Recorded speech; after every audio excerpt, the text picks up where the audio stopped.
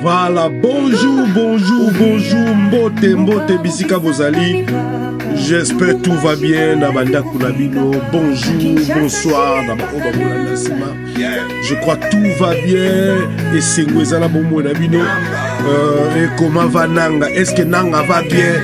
Est-ce que Nanga zo Kansanini? Voilà, on est là toujours. Nous sommes des nangistes. Moi, je suis nangiste. Et la continuer kozala nangiste toute ma vie. Pourquoi? Il faut bâtonner ti bananga bazalaka na ba génération nyonso. Pour la côté les mela moto nyonso oya ko oser pour mettre peuple congolais na défi. Il faut ba nangiste bazala. Voilà pourquoi moi na mkoma nanga nangiste.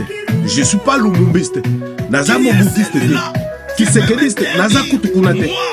Mais je suis nangiste. Voilà, tous les nangistes, vous êtes les bienvenus.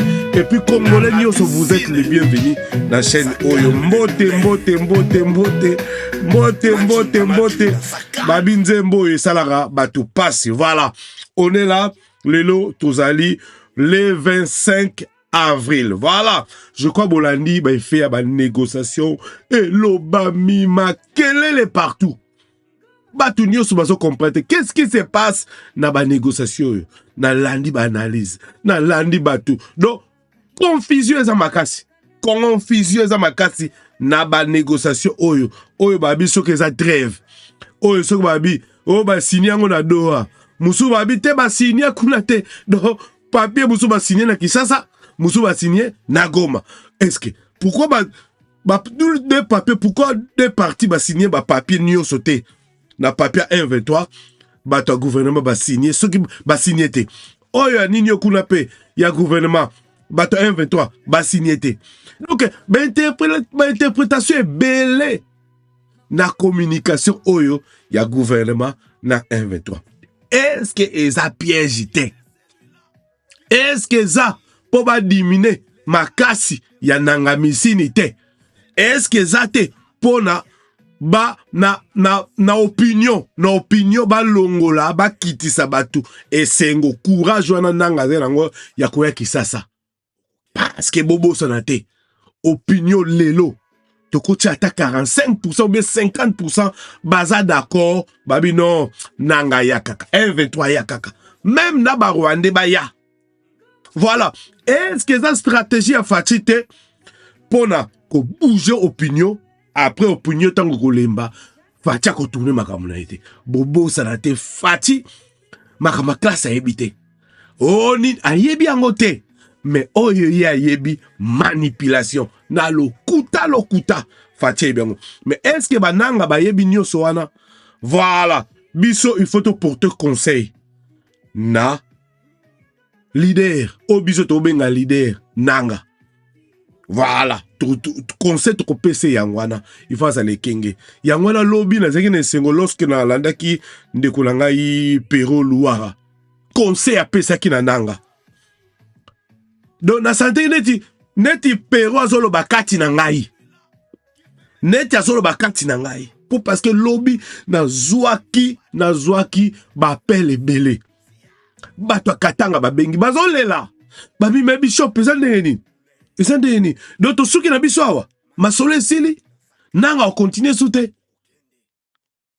Nanga na bandeli conseil à Péro.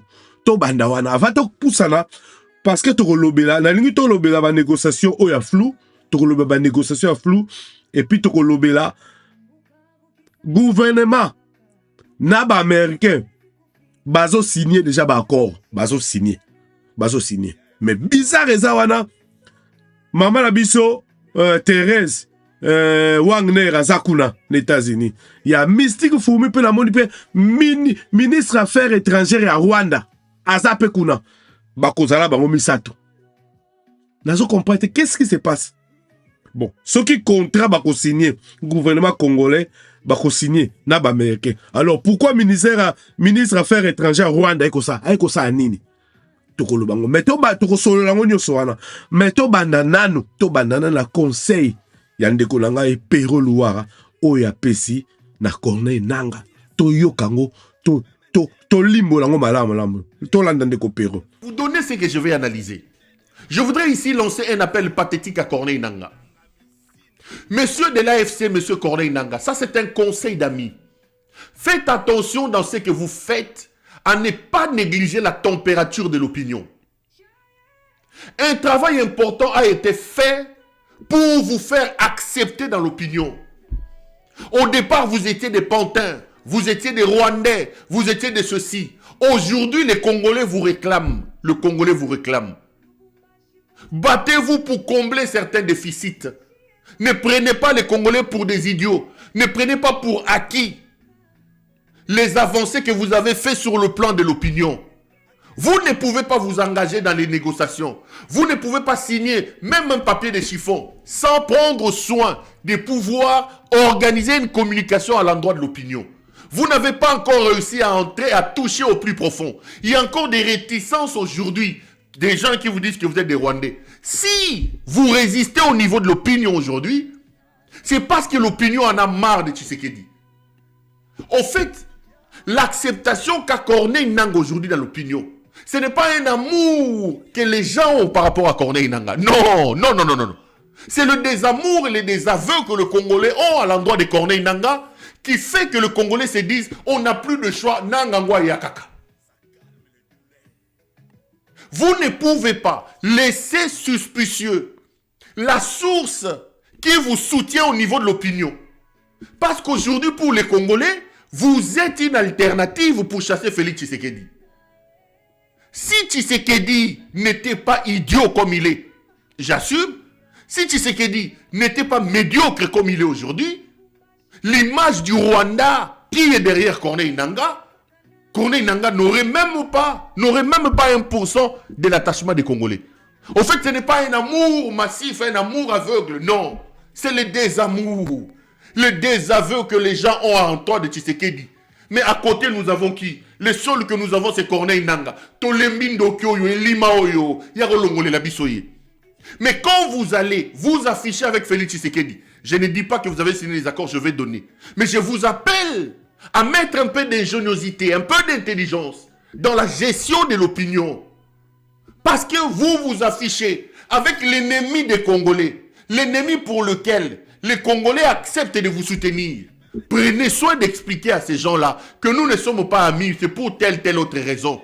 Vous ne pouvez pas rester silencieux sans mettre en place des mécanismes pour gérer la température de l'opinion. Je n'ai vu aucune communication de M23, je n'ai vu aucune émission d'un responsable de M23, je n'ai vu aucune interview d'un responsable de M23. Vous vous satisfaites, vous laissez ça. Faites attention.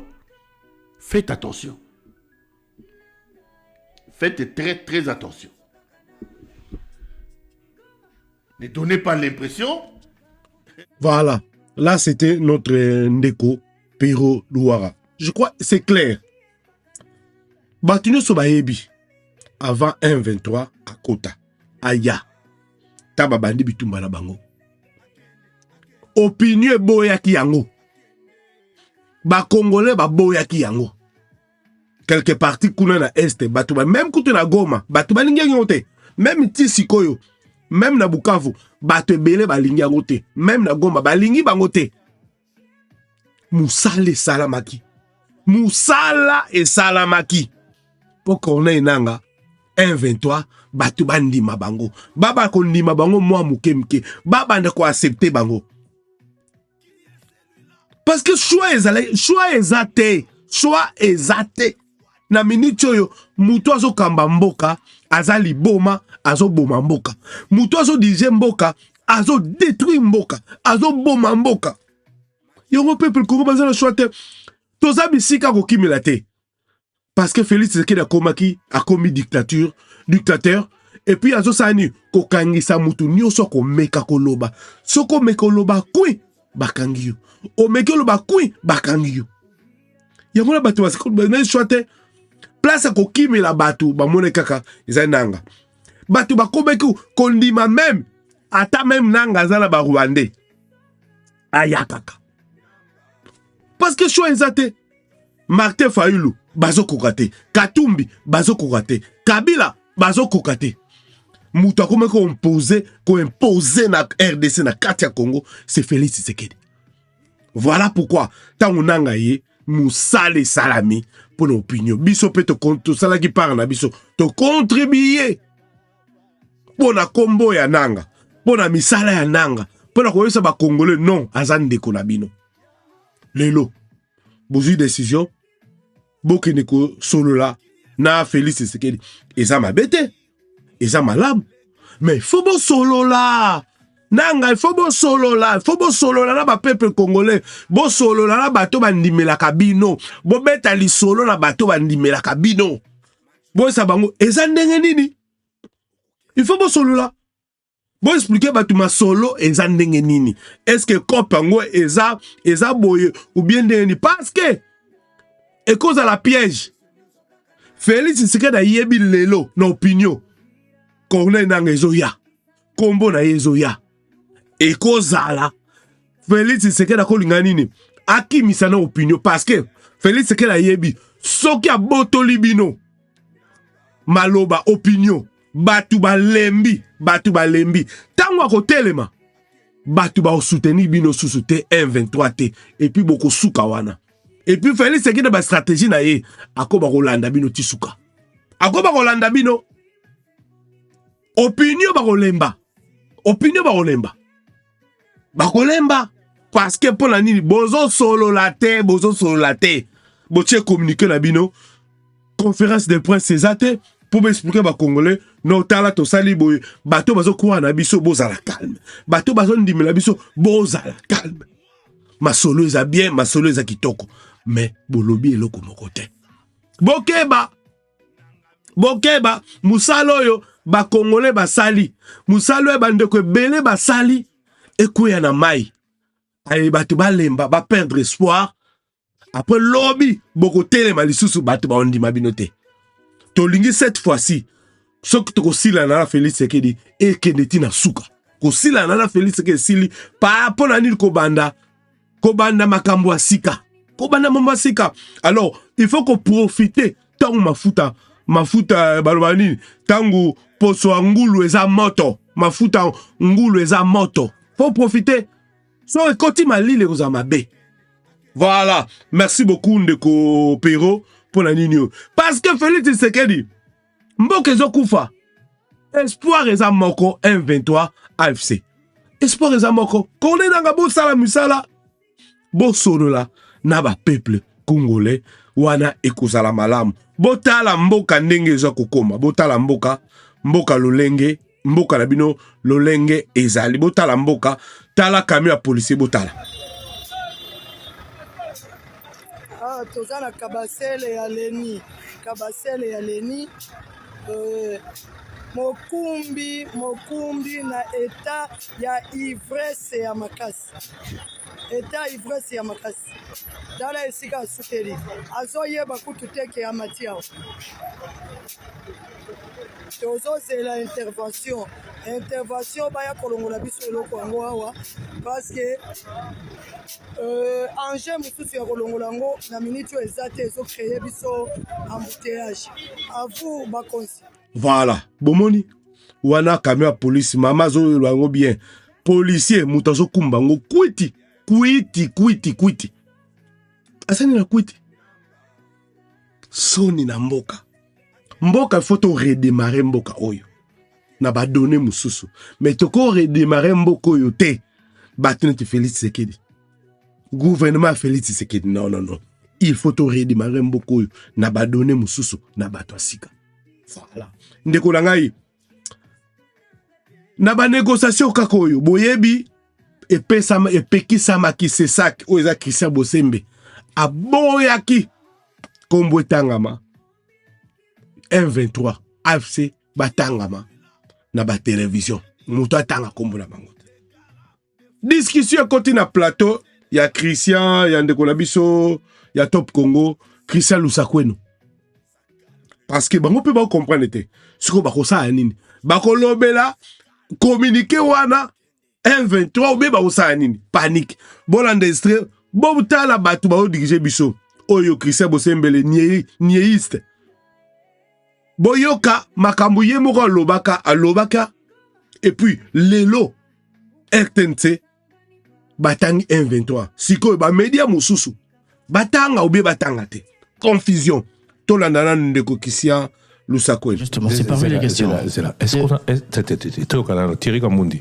D'abord, le problème là, c'est ça. Est-ce qu'on a le droit d'en parler? Bon, lobby to monagi communiqué wana.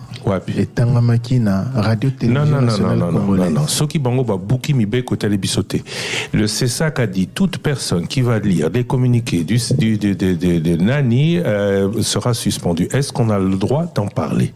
C'est parmi les interrogations. Il y a bateau Toloï parce que lobby jusque là il y a aucun communiqué. Il y a conseil supérieur, il y a audiovisuel, OEA Pegisa qui ba média, ba lobby la Makambo, il y a terroriste M23 mais au moni télévision publique où il y a Liboso, il y a co-publié à Kotanga na heure il y a grande écoute 20h journal Nabango batangi communiqué il y a AFC M23. Qu'est-ce que c'est là veut dire exactement? C'est de nombreuses interrogations en tout cas qui restent pendantes. Pas seulement la télévision publique. Pas seulement la télévision publique. Le compte officiel de la présidence de la République a publié le communiqué. La nouvelle directrice de communication de la présidence de la République a publié le communiqué. Donc voilà. On est déjà dans les chapitres et à la réaction. Non, c'est là. On va réagir à quelque chose qu'on n'a pas le droit de parler. Non, je suis désolé. Toto Samibé Koyamboka, le CESAC nous a dit, c'est lui le régulateur, que celui, et il nous a cité nous en premier, attention. Et vous avez entendu les conséquences de tout ce que cela a fait pour notamment la personne que je suis et qui pourrait être la nouvelle cible de quelque chose, ceux qui ont fait quelque chose qui n'est pas... Il faut... Le Lengue Pesaki... Comment ça s'appelle Avis, hein? Mitindo. Poto poba peki sabiso to sa musala na biso ndenge longobani lolenge il faut basa la poto traiter parce que là ça devient du n'importe quoi. Et nous journalistes on devrait quand même à un moment donné se dire non, si vous changez la règle au milieu, vous avez mis une règle qui ne s'est appliquée que pour les médias congolais. Vous avez permis aux médias étrangers de pouvoir pour beaucoup capter auditeurs la biso parce que biso to saki sous le droit il y a qu'au traiter certains dossiers T. Aujourd'hui, vous avez décidé de changer d'avis. Très bien. Prévenez-nous avant de le faire. Sinon, vous donnez encore la priorité ou la primeur aux médias d'État pour qui nous sommes tous censés avoir payé des impôts. L'entrepreneuriat privé, c'est quoi là-dedans? L'entrepreneuriat privé, c'est celui qui fait des efforts, qui ne reçoit pas les taxes et qui aime être traité à égal avec le public. Bopekisi privé, après Bossalili public, après Susuto Landa. Question directe à Christian Bossembe. Pour une fois, c'est moi qui la pose. Question directe à Christian Bossembe. Qu'est-ce qui ne va pas? Pourquoi est-ce que vous n'avez pas sanctionné la RTNC? Et je suis très sérieux. Parce que la règle que vous avez imposée, tant que vous ne l'avez pas levée, elle tient. Et parce que... Voilà. Donc, c'est ça. Voilà, normal, mais ça normal. Pourquoi bino bo pekisi? Bolobi ke mutute tanga komba M23. Communiquer M23 elekate na ba TV. Mais lelo. Compliqué. Si qu'on a question retourna. Tosuki wapi? Oh, pour la balkanisation. Tosuki wapi? Pour la bolwaki bazoya na ba Rwandais. Tango bino bo ndimi négociation bo nibo fana na bango. Si ko to suki wapi makamunyo so mo regada ke M23 bango bazo ya pona po balkanize mboka to suki wapi omoni mboka ndenge bipai tokei. Voilà ndeko je crois sujet to ko développer ngo sima mais bolanda moi extrait oya vidéo oyo ya même que ceux qui sont ekobima mais to landa vidéo oya ba américain. Our countries are working on a minerals agreement that will boost U.S. investment in the DRC's mining sector, and our DRC partners have pledged to facilitate an efficient, transparent, and effective business environment to strengthen our cooperation in this sector and attract U.S. investment that creates jobs and prosperity. We expect that this partnership will involve not only our governments, but a range of private sector partners. We are in the process of determining next steps and will have more to announce in the near future. And as we've said, when it comes to financial investment funds or otherwise, our countries are working on a minerals agreement that will boost U.S. investment in the DRC's mining sector, and our DRC partners have pledged to facilitate an efficient, transparent, and effective business environment to strengthen our cooperation. Voilà. Donc, simplement que ça, bandimi ba sala ba accord, na gouvernement congolais, ba accord, ba signé. Je crois bolanda ki bourros, ba sala bourros sans na Kinshasa. Pour ba quel accord, ba signé ba accord wana. Et puis lelo tout ça le 25, Maman Wangne, Thérèse Wangne, bazo sala bazo kutana pour ba solo la. Communiquer là, moi programme nango isa yango. Programme yango oyo ba Américain ba sali. Ba kukutana na ninyo. Mais ce qui botali na 14h lelo programme ça lelo le 25 avril na 14h. Bon abi, le secrétaire Rubio organise une cérémonie de signature de la déclaration des principes entre la ministre des Affaires étrangères de la République démocratique du Congo, Thérèse Kaikwanga Wangne, et le ministre des Affaires étrangères du Rwanda, Olivier Nduhikirere, au département d'État. Osomona, Wangne Razawana, et puis, ministre des Affaires étrangères, il y a Rwanda, Olivier Nduhikirere, Azalawana. Pour ba signer, communiquer moko, je crois pour un accord, on va signer. Mais, ndeko nangai, sikoyo, ngazo comprendre te, accord ango bazolo ba, bon, tolanda après ça, nini. Mais pourquoi ombre, ya Kigali, ombre à Rwanda, azawana, et la kisi nini? Et la kisi nini? To ebite. Tokolande lango batama yele pour baibisa biso et la kisinini parce que toujours comprendre qu'est-ce qui se passe ou bien bakosine ba accord moko boye même Rwanda ozala na kati RDC ozala na kati et là onini ou bien ba accord déjà ba signé ki na Kigali il faut ba kene ko réglango kuna na RDC et ça ndenge nini et puis na incompétence ya Félix Tshisekedi. Incompétence oya Fati botindi na makamboyo. Na makamboyo. Fati yazo luka batelaka pouvoir na ye. Et loko Fati yazo luka ko garder pouvoir na ye. Fati yazo la kopi musute ye abomba pouvoir na ye yaza na pouvoir na ye. To suka neni. Merci beaucoup Ndeko. Comme la biso dans commentaire interprétation na yo. Est-ce que 1-23 baza obligé à signer ba corps. Ya côté la processus yo. Na gouvernement. Ou bien va continuer. Est-ce que vous avez la confiance na bango? Est-ce que 1-23 AFC va perdre na opinion te? Ce qui va continuer na banzino ba okende. Ce qui va continuer na silence bazala ngo ko communiquer te. Yebisa biso. Pourquoi? Ministre des Affaires étrangères aya zalawana ministre des Affaires étrangères na biso ba signer place ba solo na makambo ba corps. Et la kisi nini? Comme la biso na commentaire comme ça to rotangango et pesa biso mayele na bateau baso comprendre makambo koleka oyo biso. Voilà, merci beaucoup bandeko, merci beaucoup bandeko. Abonne-toi soko za abonné te soutenir biso, merci na bandeko baso s'abonner, merci beaucoup na bandeko baso s'abonner. Bon continuer ko s'abonner, partager bandeko. Yemso bandeko Bishop à TikTok akompena YouTube awatozi ko na mayele malembe. Ba remarque nyoso comme la biso na numéro comme la biso Bishop bongisawa comme ça to solo. Voilà, to continuer bitumba oyo tina suka ti Félix la kiki.